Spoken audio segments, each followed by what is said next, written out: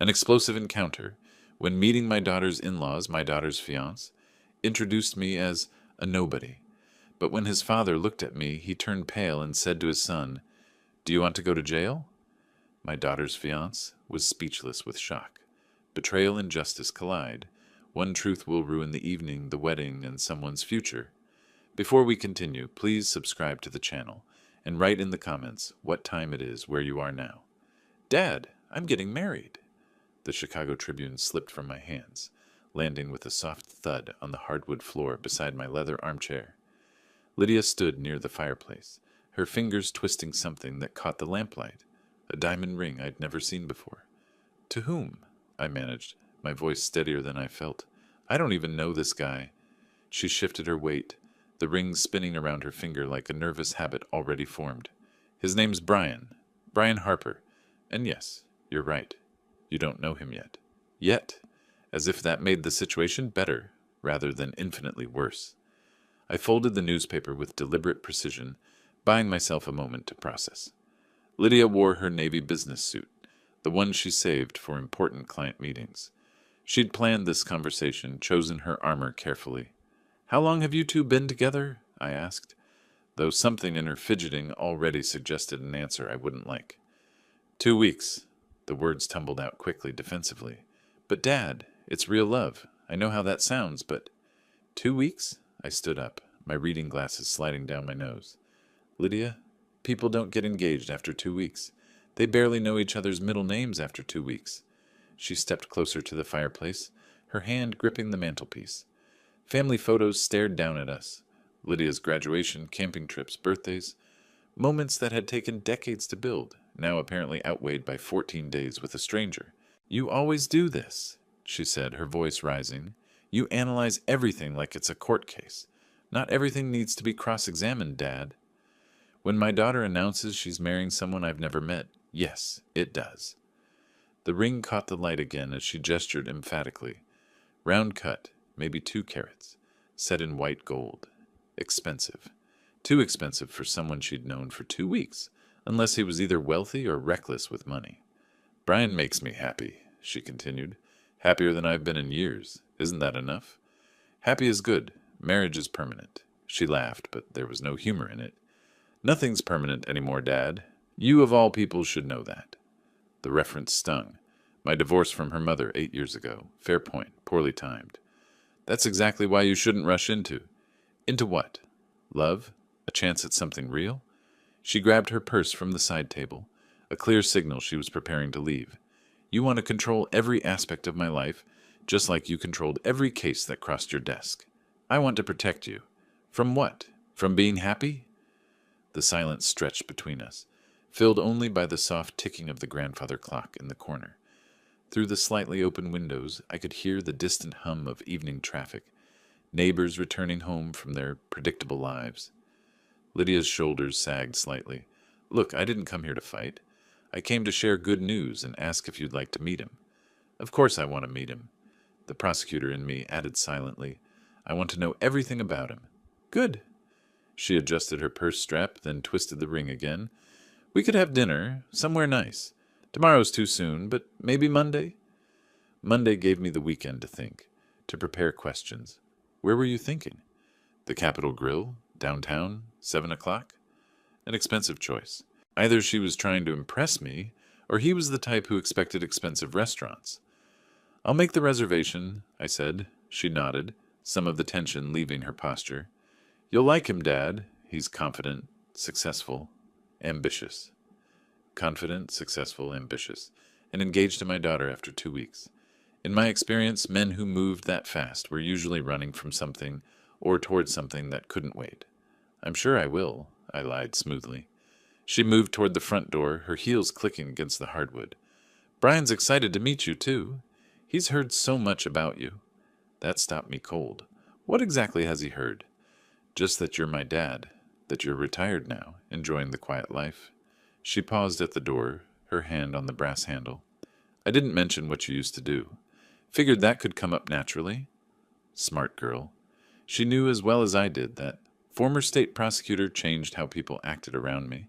Some became overly careful, others overly casual, but everyone changed. "See you Monday, then," she said, opening the door. Cool September air drifted in, carrying the scent of fallen leaves and the promise of winter. She stepped onto the porch, then turned back. "Dad? Try to give him a chance, please?" I nodded, though we both knew giving him a chance and investigating him thoroughly weren't mutually exclusive in my world.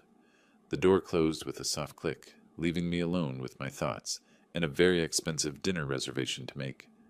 Saturday morning found me in my home office, coffee growing cold in my favorite mug, while I stared at the gallery of family photos covering the far wall. There was Lydia, at 7, gap-toothed and proud with her first swimming trophy. 16, rolling her eyes at my camera during her junior prom. 25, raising a champagne glass at her promotion party. Nowhere in those pictures was a Brian Harper.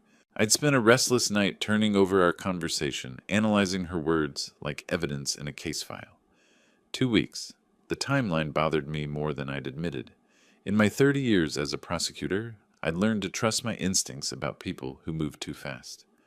The notebook on my desk contained 3 lines of information. Brian Harper works in tech, IT. Engaged to Lydia after 2 weeks. Pathetically little data for someone about to become my son-in-law. My phone rang at exactly 10 o'clock. "Dad?" Lydia's voice sounded smaller than it had last night, less certain. I wanted to call and apologize for getting defensive. No need to apologize for defending someone you care about. I settled back in my desk chair, looking out the window at Mrs. Patterson walking her ancient retriever. Normal Saturday morning routines, the kind Lydia used to be part of before she moved downtown. "I know this seems sudden," she continued. "I know how it looks from your perspective." "How does it look from yours?" A pause. "Like the best thing that's ever happened to me?" The conviction in her voice was real, which somehow made it worse. True believers were the hardest to reason with. "Tell me about him," I said, picking up my pen. "What does he do in tech?" "He's a project manager at a software company, IT solutions for businesses." She was warming up now, eager to sell me on Brian's virtues. "He's really smart, Dad, and funny. He makes me laugh every day." I wrote IT project manager in my notebook, though the description was vague enough to mean almost anything. "What's his background, family?" "His parents live in the suburbs, too. Lincoln Park area. His dad's retired police, actually. You two might have things in common." "Retired police? That was interesting. Law enforcement families usually raised children who either rebelled against authority or embraced it completely. Given Brian's rush to marriage, I was betting on the former. "And his last name is Harper?" "Harper, yes. Brian Harper." She spelled it out, as if I might forget. "His middle name's James, if you're keeping a file." Smart girl. She knew me too well. "What made you say yes so quickly?" I asked, the question I'd been avoiding. Another pause, longer this time. "Have you ever met someone and felt like you'd been waiting for them your whole life?" Yes, I had. Her mother, 34 years ago. That relationship had produced Lydia and lasted 18 years before imploding spectacularly. But pointing that out would only strengthen her resolve.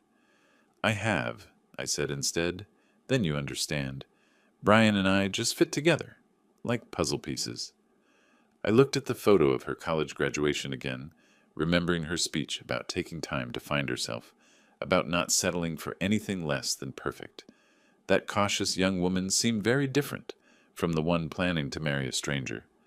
"So Monday night," I said, steering toward safer ground, 7 o'clock at the Capitol Grill.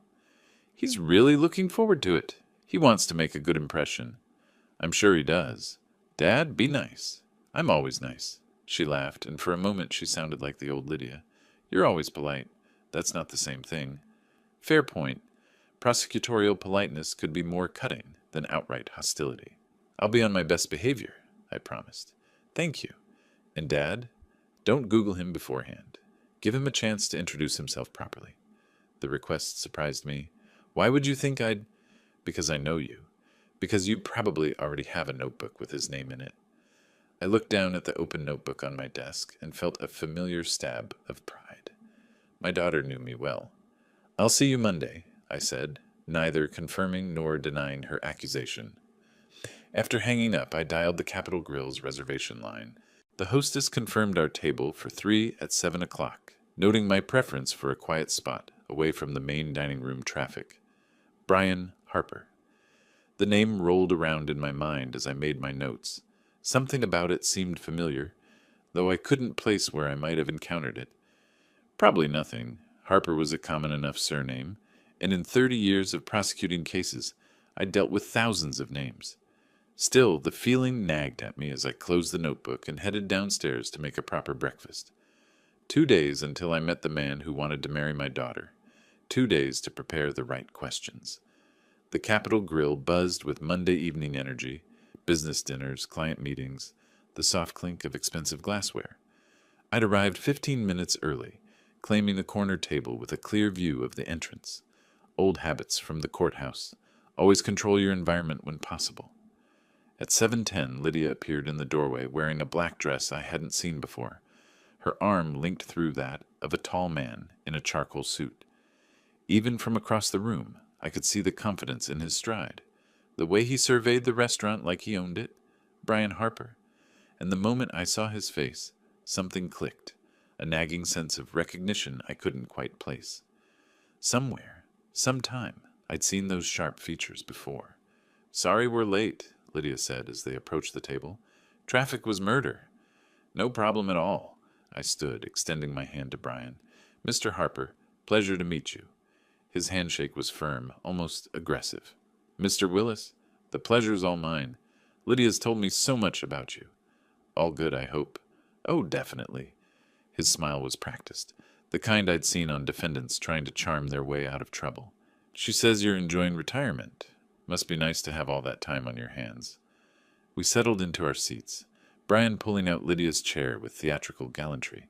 The gesture was smooth, rehearsed, like everything else about him. "What line of work are you in, Mr. Harper?" I asked as we reviewed our menus. "Various projects," he said, not looking up from the wine list. "IT consulting mainly. Nothing too specific or exciting. You know how it is. Corporate solutions, business optimization, that sort of thing." Vague, deliberately so. In my experience, people who couldn't describe their jobs clearly usually didn't have legitimate ones. "And you, Mr. Willis?" Brian looked up from his menu, those familiar features arranged in polite interest. "What did you do before retirement?" "I was a prosecutor," I said simply. "State's attorney's office." The change in his expression was subtle but unmistakable. A brief tightening around the eyes, a barely perceptible stiffening of his shoulders. Most people had one of two reactions to learning about my former profession: respect or nervousness. Brian's reaction fell squarely in the nervous category. "A prosecutor," he repeated, his smile now looking painted on. "That must have been intense work." "It had its moments." The waiter appeared, saving Brian from further comment. He ordered the most expensive steak on the menu, paired with a bottle of wine that cost more than most people spent on groceries in a week. I chose the salmon, noting the way his eyebrows lifted slightly at my modest selection. "So how did you two meet?" I asked once the waiter had left. Lydia launched into an animated story about a chance encounter at a coffee shop downtown, how Brian had offered to share his table during the lunch rush, how they'd talked for hours. She glowed as she spoke, her hand finding his across the white tablecloth. Brian listened with the expression of someone hearing a favorite song, nodding at all the right moments, but his eyes kept drifting back to me, as if trying to solve a puzzle. "Lydia mentioned you have parents in the area," I said when her story concluded. "Lincoln Park," he confirmed. "Dad's retired police. Mom volunteers at the local church. Very traditional family setup. Law enforcement father, religious mother, and a son who couldn't give straight answers about his career." The contradictions were adding up. Our appetizers arrived, giving me a moment to study Brian more carefully. The expensive suit, the confident manner, the way he commanded attention, all designed to project success. But underneath the polish, I sensed something else. Anxiety, maybe, or guilt. "You know," Brian said suddenly, cutting into his shrimp cocktail, "it's funny meeting you like this. I mean, here's Lydia with her successful career, her close family relationships." He gestured vaguely with his fork. "And then there's you, enjoying your golden years, all that empty space to fill." The insult landed with surgical precision. Empty space. as if my entire existence had been reduced to killing time until death. Lydia's eyes widened. "Brian!" "No, it's fine," I said, my voice carefully level. I felt the familiar prosecutor's calm settling over me, the ability to absorb attacks without flinching. Retirement does provide more flexibility in one's schedule. "Exactly," Brian smiled, pleased with himself. "Must be liberating, not having any real responsibilities anymore." Another jab, this one designed to suggest I was irrelevant to Lydia's life. I caught my daughter's apologetic look and gave her the slightest nod. "Everything's fine, don't worry." But everything wasn't fine. In the span of 20 minutes, Brian Harper had revealed himself to be evasive about his work, nervous about my background, and comfortable insulting his future father-in-law. The recognition nagging at me grew stronger. I knew this face, knew those calculating eyes. "Tell me about your plans," I said, changing the subject before Lydia could scold her fiancé. "Have you set a date?" "Soon," Brian said, taking a large sip of wine. "Life's too short to wait around, right? When you know, you know." "How soon is soon?" "We're thinking November," Lydia said quickly. "Small ceremony, close family only." 6 weeks away. The timeline was even more compressed than I'd thought. Our main courses arrived, and as the waiter set down Brian's $40 steak, he made a show of examining it with exaggerated satisfaction. "Now this," Brian announced, cutting into his wagyu with theatrical precision, "is how a steak should look. Perfectly marbled, properly aged." He glanced at my modest salmon portion with barely concealed disdain. "Though I suppose fish is lighter, better for the digestion at your age." The comment landed like a small slap.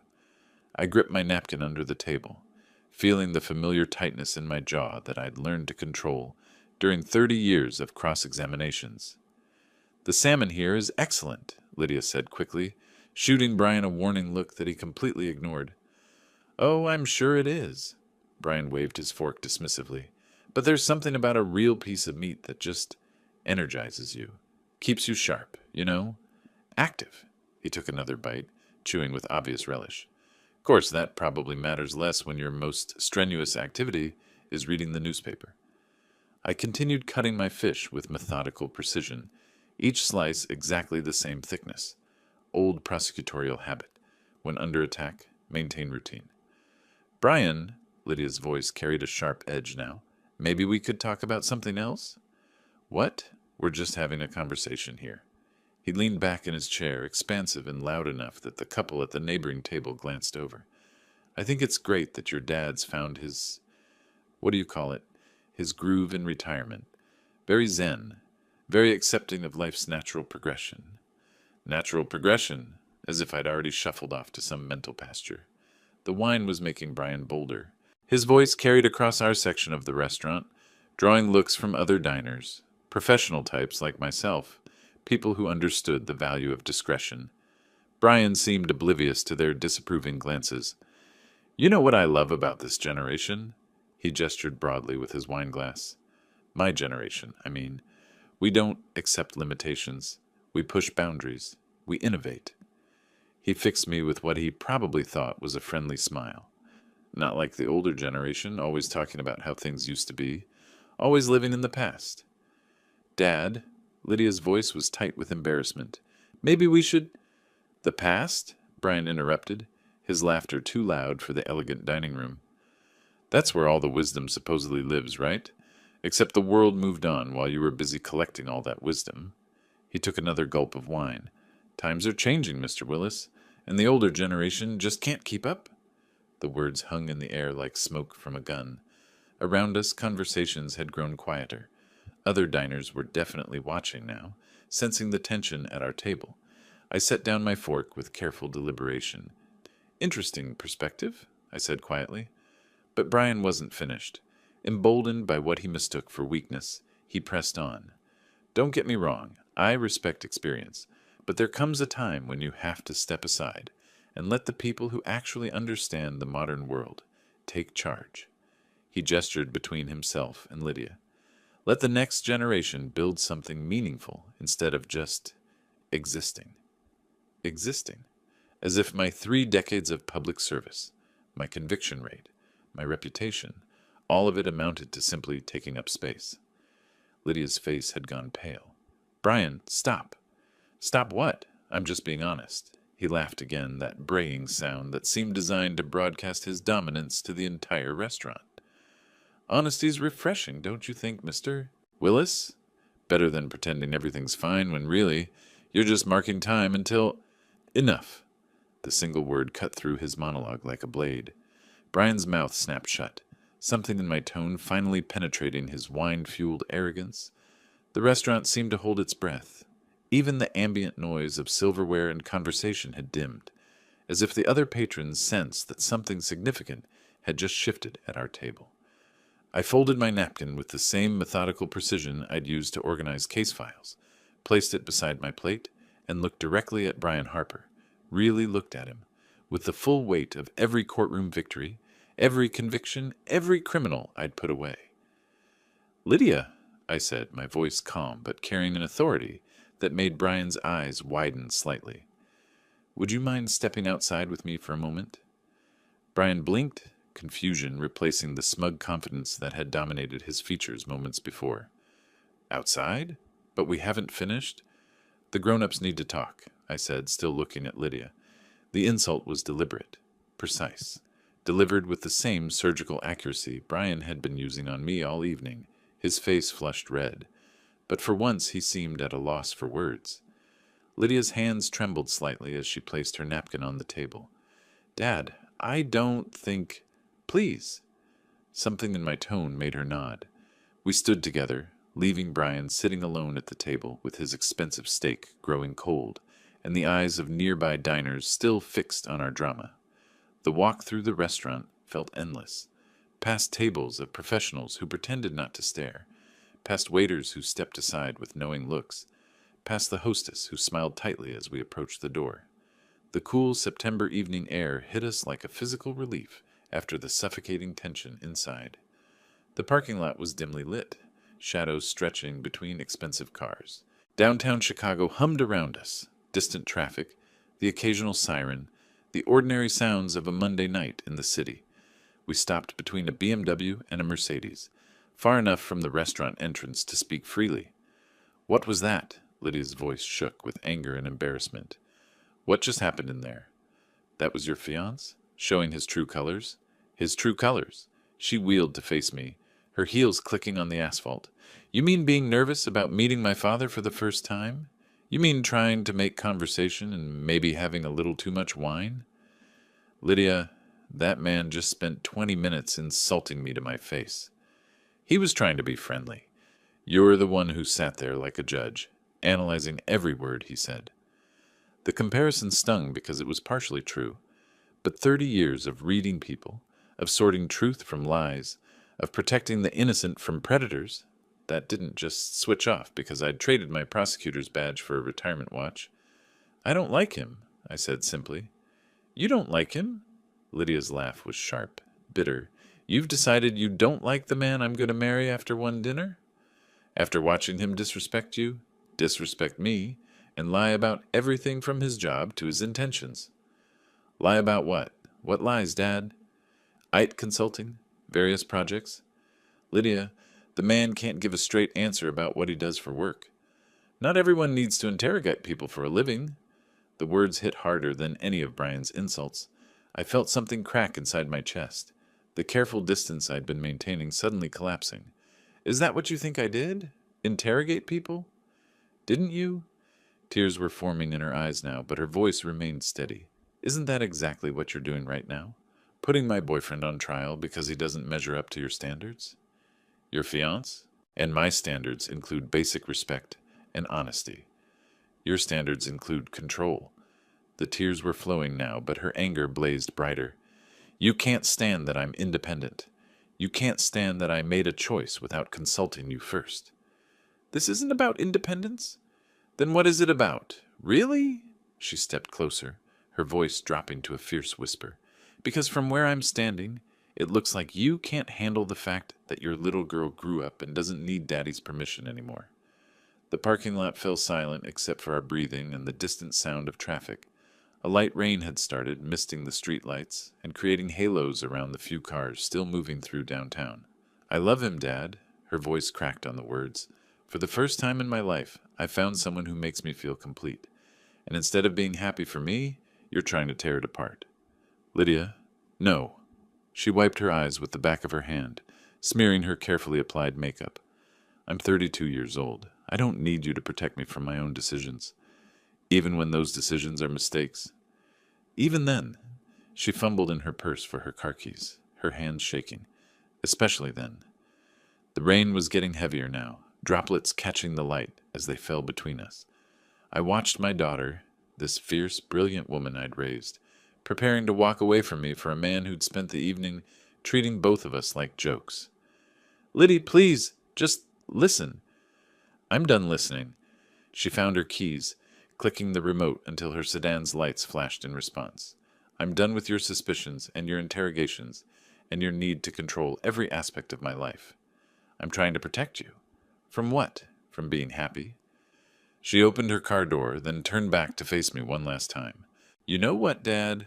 For someone who spent his whole career fighting for justice, you sure don't trust people to make their own choices. The car door slammed with a finality that echoed off the surrounding buildings. I stood in the growing rain, watching my daughter's taillights disappear into the Chicago night, leaving me alone with the weight of every word I should have said differently. My phone felt heavy in my jacket pocket, but I didn't reach for it, not yet.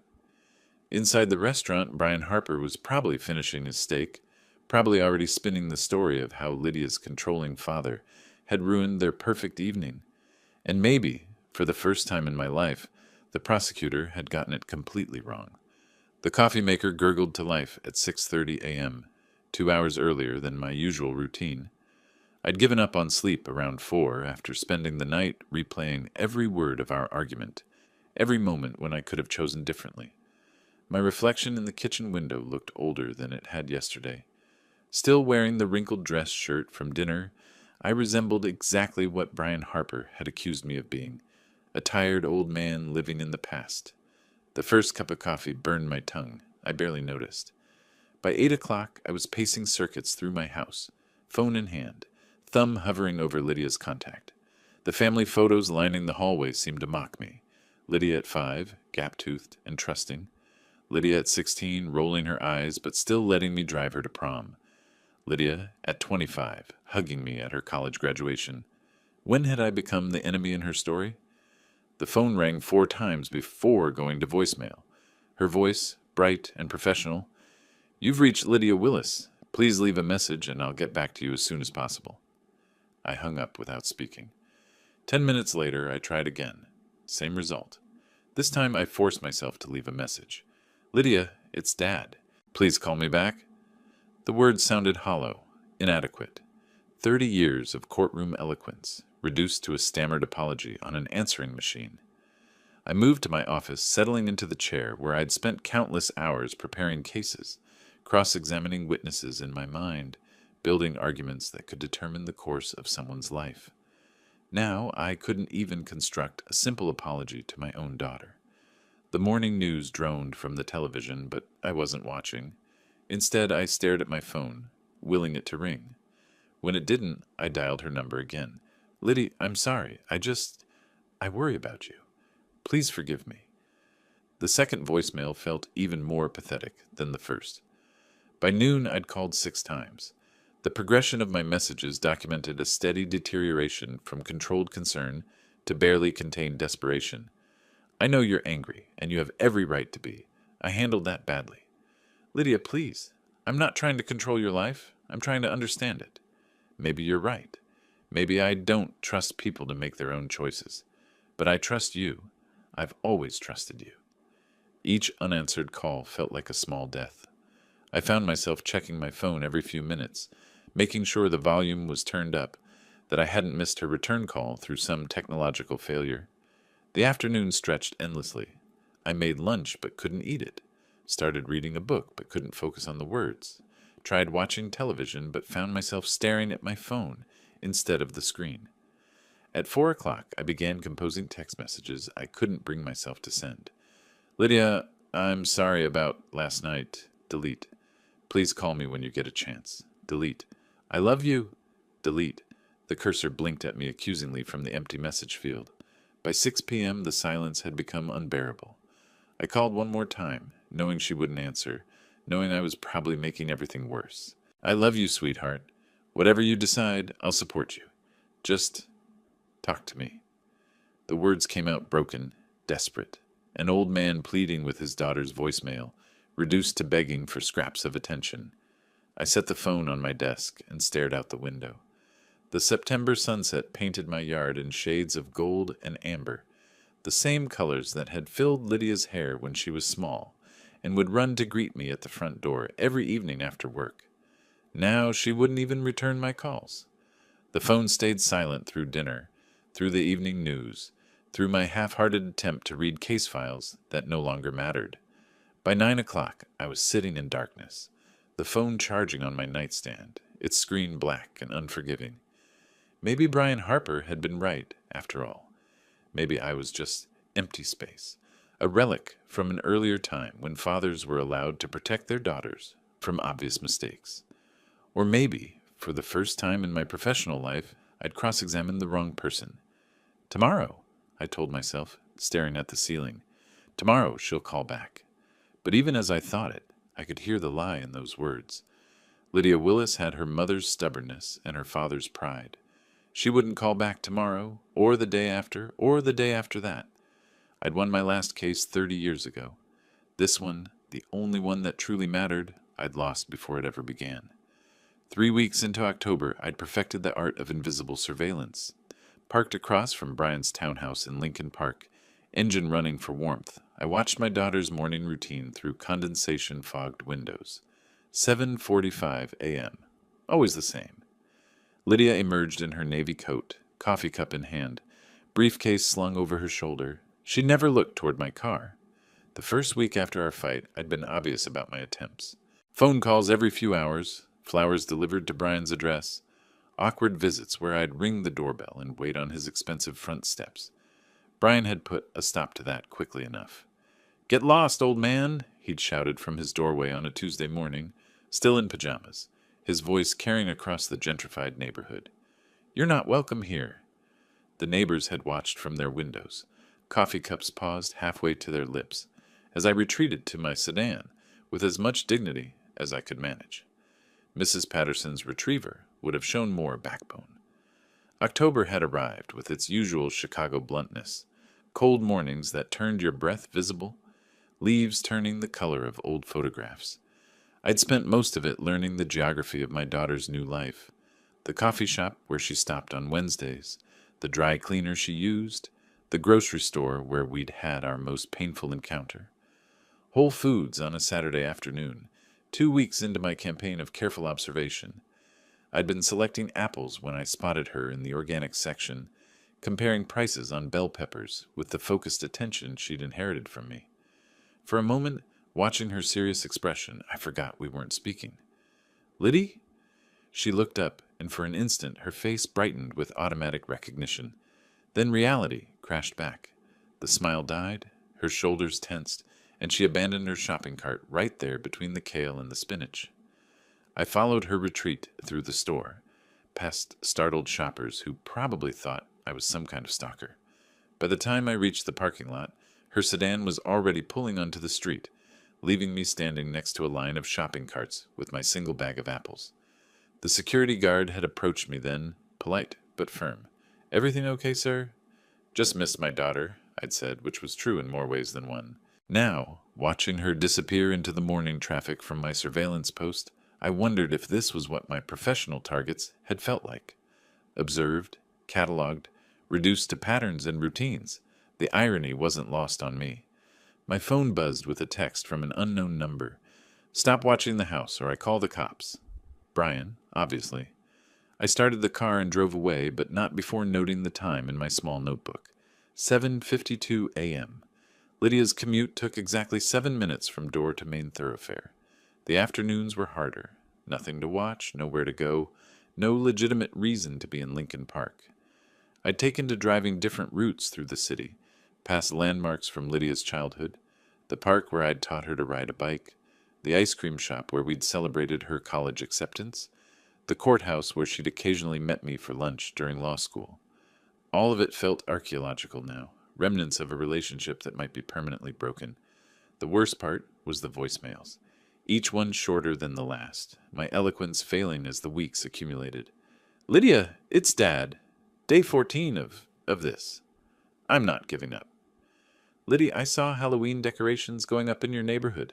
Remember when you dressed as a prosecutor for Trick or Treat? You wore my old briefcase and everything. I know you're getting married soon. I want to be there for you." By week 3, I'd stopped leaving messages altogether. The sound of her recorded voice had become too painful, too much of a reminder of what normal conversation used to feel like. The police officer had been surprisingly understanding when he'd approached my parked car on a Thursday evening. "Evening, sir. We had a report of suspicious activity." I'd shown him my driver's license, explained that I was waiting for someone who apparently wasn't coming. He was probably my age, maybe a few years younger, with the tired eyes of someone who'd seen enough domestic disputes to recognize the pattern. "Might want to try a different approach," he'd suggested, not unkindly. "Sometimes space is the only thing that works." Space. I had 40 years of space ahead of me, retirement stretching like an empty highway toward a horizon I didn't want to see. But I also had something else: patience. 30 years of building cases, of waiting for the right moment, of understanding that justice sometimes took longer than anyone wanted. The wedding was scheduled for this Saturday, October 19th, 3 days away according to the calendar on my kitchen wall, where I'd circled the date in red ink. Lydia still hadn't sent me an invitation. The crossword puzzle blurred in front of me as I struggled with 7 across. Reconciliation after conflict. 9 letters. The phone rang before I could solve it. Lydia's name on the caller ID made my heart skip in a way that probably wasn't healthy for a 65-year-old man. I answered before the second ring. "Dad?" Her voice sounded smaller than I remembered, uncertain. "It's Lydia." "Liddy." I set down my reading glasses, afraid this might be another dream. "I'm glad you called. The wedding is Saturday." The words came out in a rush. 3 days from now. I know this is short notice, but Brian's parents want to meet you. They insist on it, actually. A family dinner before the ceremony. My chest tightened with a mixture of relief and terror. "Of course. I'd be honored to meet them." "Really?" She sounded surprised, as if she'd been preparing for an argument. "Because they're very traditional. Brian's father, especially. He has strong opinions about family obligations." "I understand." I was already reaching for a pen, ready to take notes. "When and where?" "Tomorrow night. Friday. At Brian's house. Our house. 7 o'clock. She paused, and I could hear office noise in the background. Phones ringing, conversations. She was calling from work, using her lunch break to rebuild the bridge we'd burned. "Dad, I need to ask you something." "Anything. Can you just be yourself?" "Not the prosecutor version of yourself, just my dad." The request stung, but I understood it. She was asking me not to interrogate her future in-laws, not to treat her fiancé like a defendant. She wanted the father who had taught her to ride a bike, not the man who had cross-examined murderers. "I'll be on my best behavior," I promised.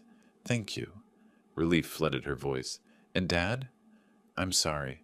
About everything I said in the parking lot. I was angry and—" "You don't need to apologize. I handled everything wrong from the beginning." "No, you were trying to protect me. I know that. I've always known that." We sat in silence for a moment, the weight of the past month settling between us. I could hear her breathing, could picture her sitting at her desk downtown, probably twirling her hair the way she had as a child when she was nervous. "So Friday night," I said, steering us back to safer ground. "Should I bring anything?" "Maybe flowers for Evelyn, Brian's mother. She loves orchids. And Dad?" Her voice grew softer. "Thank you for agreeing to this. It means everything to me." "There's nowhere else I'd rather be." After hanging up, I sat staring at the crossword puzzle. 7 across. Reconciliation after conflict. 9 letters. The answer came to me suddenly. Peacemaking. I filled in the letters with careful precision, then reached for my notebook. Tomorrow night's dinner would require preparation, strategy, the same methodical approach I'd used for important cases. But this time, the stakes weren't about justice or verdicts. This time, I was fighting for my daughter's future and my place in it. The grandfather clock in the hallway chimed 2:30. 28.5 hours until I met the people who had raised the man who wanted to marry my daughter. Time to start planning. The moment the phone call ended, I was in motion. 30 years of case preparation had taught me that success lived in the details, in the careful orchestration of image, information, and intent. This dinner was no different, except the verdict would determine whether I remained part of my daughter's life. My closet revealed the wardrobe of a man who'd spent decades in courtrooms, conservative suits, understated ties, shoes polished to mirror brightness. But this wasn't a trial. I needed to project respectability without intimidation, authority without arrogance. I selected my charcoal suit, the one Lydia had complimented at her college graduation. Navy tie with subtle silver threads, trustworthy but not flashy. Black Oxfords recently resoled, the image of a retired professional who understood propriety. Thursday afternoon took me to the florist on Oak Park Avenue, where Mrs. Chen had been arranging flowers for 30 years. She listened to my explanation with the patience of someone accustomed to men, fumbling through emotional territory. Orchids for the mother, she repeated, making notes. First meeting with future in-laws, very important. She studied me over her reading glasses. White orchids, classic, respectful, not too expensive, not too cheap. Perfect. And for the father, former police officer, you said? Maybe a bottle of wine, something appropriate for dinner hosts? She nodded approvingly. Wine shop 2 blocks down. Tell them Mrs. Chen sent you. They'll help you choose something suitable. The wine shop owner, a former prosecutor himself who'd retired 5 years before me, understood the mission immediately. We selected a mid-range California Cabernet, good enough to show respect, not so expensive as to seem like bribery. Friday morning brought the final preparations. I showered with unusual care, shaved twice to eliminate any shadow, trimmed nose hairs I'd ignored for weeks. The mirror reflected a man who looked like he was preparing for the most important performance of his life, which, in many ways, he was. I practiced introductions while knotting my tie. Mr. Harper, Mrs. Harper, it's a pleasure to meet you. Firm handshake, eye contact, genuine smile. Thank you for welcoming me into your son's home. The flowers arrived at 4 o'clock, exactly as promised. White orchids in an elegant arrangement, sophisticated but not ostentatious. Mrs. Chen had included a small card for building bridges.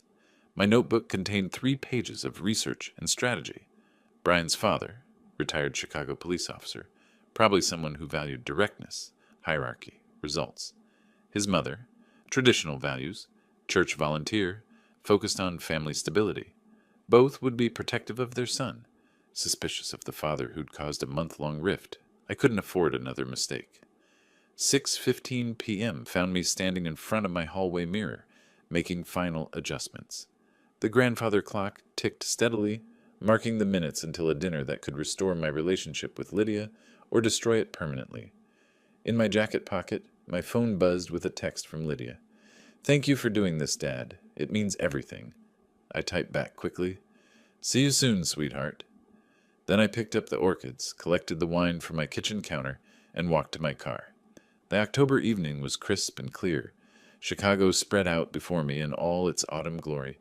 Time to meet the enemy. Or, with luck, my daughter's new family. The townhouse stood like a monument to new money. Glass and steel rising 3 stories above Lincoln Park's tree-lined streets. I parked carefully between a BMW and a Tesla, checking my appearance one final time in the rearview mirror. The orchids sat pristine in their elegant arrangement, the wine bottle's label catching the streetlight. This was enemy territory, and I was walking in unarmed. Brian opened the door before I could ring the bell, his smile sharp as a prosecutor's cross-examination. Well, well, our distinguished retiree has arrived. Good evening, Brian. I extended the flowers. These are for your mother. He examined the orchids with theatrical interest, turning the arrangement like a judge studying evidence. How thoughtful. Very traditional. Mom loves flowers, though she's more into exotic varieties these days. Still, she'll appreciate the gesture. The backhanded nature of his acceptance wasn't lost on me. Everything was a performance with this man, designed to establish dominance through subtle diminishment. And wine for your father, I offered the Cabernet. Ah, California. Brian's eyebrows lifted slightly. Dad's more of a bourbon man, but I'm sure he'll adapt. Come in, come in. Welcome to our home. Our home. The possessive pronoun hung in the air like cigarette smoke. The interior screamed expense without warmth. Minimalist furniture that cost more than most people's cars. Abstract art that looked like financial statements. Technology embedded in every surface. This wasn't a home. It was a showroom for success. Impressive, I said, because some response was required. Isn't it? Brian's chest puffed with proprietary pride. Everything's custom. That entertainment system alone costs more than most people make in 6 months. But when you're in high-level IT consulting, you learn to appreciate quality. Lydia emerged from what I assumed was the kitchen, wearing a black dress that made her look older, more sophisticated. Or maybe that was just the stress around her eyes. Dad, she kissed my cheek, her relief palpable. Thank you for coming. Wouldn't miss it for the world, sweetheart. Brian was already pouring drinks from a bar setup that belonged in a luxury hotel. Scotch? Wine? Or maybe something softer for the older generation? The older generation. Again with the age-based condescension, as if wisdom and experience were disabilities rather than achievements. Scotch is fine, I said. He handed me a crystal tumbler filled with what was undoubtedly premium liquor, then launched into another tour of his possessions. The sound system that could recreate Carnegie Hall, the kitchen appliances that cost more than some cars, the bathroom fixtures imported from Italy. Brian, Lydia's voice carried a warning edge. Maybe Dad would like to sit down. Of course, of course. Sorry, I get excited showing off the place. He gestured toward a leather sectional that probably cost more than my first car. Make yourself comfortable, Mr. Willis. Though I suppose comfort is relative when you're used to simpler accommodations. Simpler accommodations. My Oak Park home, with its hardwood floors and built-in bookcases, its family photographs and comfortable furniture earned through 30 years of public service. Apparently that qualified as poverty in Brian Harper's world. I'm quite comfortable, thank you. Lydia perched on the edge of a chair, her wine glass trembling slightly in her hands. She was beginning to see what I'd been trying to tell her in that parking lot 5 weeks ago, that her fiancé was a man who measured worth in dollars and treated people like acquisitions. So, Brian settled into his chair like a king on his throne. Tomorrow's the big day. Hard to believe Lydia's finally ready to settle down. She's been so independent for so long. The word dripped with implications that independence was somehow a flaw, a problem he'd solved by giving her a ring and a place in his expensive home. Independence is a virtue, I said quietly. I raised her to think for herself. Oh, absolutely. Though there comes a time when thinking for yourself becomes thinking for two, right? Marriage is about compromise, about letting the stronger partner lead. Letting the stronger partner lead, the mask was slipping, revealing the controlling nature underneath the expensive veneer. The doorbell rang, sharp and insistent. That'll be Mom and Dad, Brian said, rising with obvious anticipation. Time to meet the family. He strode toward the front door, and I caught Lydia's eye. She looked trapped, caught between loyalty and growing embarrassment, between love and the dawning realization that maybe her father had been right all along. You okay? I asked softly. She nodded, but her grip on the wine glass told a different story. Brian's voice carried from the hallway, loud and confident. Mom! Dad! Perfect timing. Come meet the family. I stood, straightened my tie, and prepared to meet the people who had raised this arrogant young man. Whatever happened next, I'd conduct myself with the dignity Lydia deserved from her father, even if her fiancé had none. The front door opened with Brian's boisterous greeting echoing through the townhouse. There they are. Mom, Dad, come in, come in. Orrin Harper entered first, a compact, alert man with the observant eyes of someone who'd spent decades reading people and situations. Behind him, Evelyn Harper radiated the kind of warmth that made church volunteers successful, her silver hair perfectly styled, her smile genuine and immediate. Brian, sweetheart! Evelyn's voice carried maternal affection as she embraced her son. Orrin's greeting was more restrained, the handshake of a man who measured words and gestures carefully. His eyes swept the room in a pattern I recognized, old law enforcement habit, cataloging exits and occupants with professional thoroughness. When his gaze landed on me, standing beside the leather sectional with my scotch in hand, his entire demeanor shifted. The color drained from his face like water from broken glass. "Mom! Dad!" Brian announced with theatrical flourish, gesturing toward me with obvious pride. "Meet the empty space." The words hit the room like a physical blow. Lydia gasped. Evelyn's smile faltered, but Orrin Harper's reaction was seismic. His hand shot out to grab Brian's arm with the urgency of someone preventing a disaster.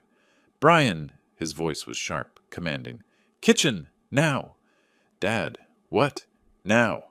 Orrin's tone brooked no argument, the voice of a man accustomed to being obeyed in crisis situations. They disappeared into the adjacent room, but the townhouse's open design made privacy impossible. Their urgent whispers carried clearly to where Evelyn, Lydia, and I stood in uncomfortable suspension. "Do you want to go to prison?" Orrin's voice was harsh with panic. "What are you talking about?" "That man, do you know who he is?" "He's just some retiree, Lydia's dad. Lives on a pension, plays golf, reads newspapers." "That's former Illinois State Prosecutor Gus Willis." The words exploded from Orrin in a harsh whisper. "He sent half the criminals in this state behind bars." The silence that followed was absolute. But he said he was retired." Brian's voice had gone small, uncertain. "He is retired. But Gus Willis doesn't stop being Gus Willis just because he turned in his badge. That man has connections in every law enforcement agency from here to Washington. He could destroy you with a single phone call." "Destroy me? Why would he—" Brian's voice cracked as understanding began to dawn. "Because you just introduced the most respected prosecutor in Illinois history as empty space. You absolute fool." In the living room, Evelyn was making valiant attempts at normal conversation, her hostess training overriding the obvious crisis. "Lydia, dear, your dress is lovely. And Mr. Willis, it's so wonderful to finally meet you." "The pleasure is mine, Mrs. Harper." But my attention was fixed on the kitchen doorway, where father and son continued their urgent consultation. "He knows, doesn't he?" Brian's voice was barely audible now. "About Chicago, about the—" "If he doesn't know yet, he will by morning. Men like Gus Willis don't forget faces, and they sure as hell don't forget cases. What do? You grovel. You apologize. You pray to whatever power you believe in that he's here as a father, not a prosecutor, and you never, ever insult him again." The kitchen conversation ceased. Footsteps approached. Brian appeared first, his face pale as courthouse marble, followed by his father, whose expression suggested he was already calculating damage control. "Mr. Willis," Orrin stepped forward with the measured respect of a man addressing a superior officer. "I believe we may have met before, professionally." I nodded slowly, setting down my scotch with deliberate precision. "We may have, Officer Harper, though I suspect our connection is more recent than you think." Brian stood frozen in his expensive living room, the weight of his situation finally settling on his shoulders like a judge's robe. The confident young man who had spent weeks insulting and dismissing me had vanished, replaced by someone who finally understood exactly what and whom he was dealing with. Lydia looked between us, confusion and growing realization warring in her expression. The truth was about to come out. All of it. The silence stretched like a held breath until I decided to break it with the calm authority I'd cultivated through 30 years of courtrooms. "Yes," I said, my voice carrying the weight of every conviction, every verdict, every criminal I'd put away. "I was the Illinois State Prosecutor for 15 years. Before that, Assistant Prosecutor for another 15. Brian's knees actually buckled slightly. He grabbed the back of a chair for support. "But," I continued, turning to address the room, "I'm retired now. I'm here tonight as Lydia's father, nothing more. The past is the past." "Oh, my stars," Evelyn breathed, her hand fluttering to her chest. "All those cases in the newspapers. That was you?" "Some of them, yes, ma'am." Brian found his voice, though it came out as barely a whisper. "Sir, Mr. Willis, I had no idea who you were. I acted completely inappropriately. I was disrespectful and rude, and—" His voice cracked. "I'm so sorry." The transformation was complete. The arrogant young man who had spent weeks calling me empty space and irrelevant, now stood before me, understanding exactly how close to the edge of a cliff he'd been dancing. Lydia stared at me with new eyes. "Dad, you never told me? All these years I thought you were just... I knew you worked for the state, but..." "I never saw the need to discuss old cases at home," I said gently. "Work was work. You were my daughter. Those were separate worlds." "The Castellano family," Orrin said suddenly, recognition flooding his voice. "The municipal corruption cases in '98. The organized crime trials that ran for 3 years. That was you." I nodded. "You put away some of the most dangerous criminals this state ever saw," he continued, his voice filled with professional respect. "I worked security for 2 of those trials. Never forgot the prosecutor who wouldn't be intimidated, wouldn't be bought, wouldn't back down." Brian was staring at me like I'd grown wings. All this time. All the things I said were said by someone who didn't know better, I replied, then turned to address the room. "I suggest we move past this. Tomorrow is Lydia's wedding day. That's what matters now." Evelyn, bless her, stepped forward with the grace that had probably sustained her through 30 years of police wife dinners and family crises. "Miss Willis, would you do us the honor of joining us for dinner? I'd love to hear how you and Lydia's mother met." "I'd be delighted." The next 2 hours transformed completely.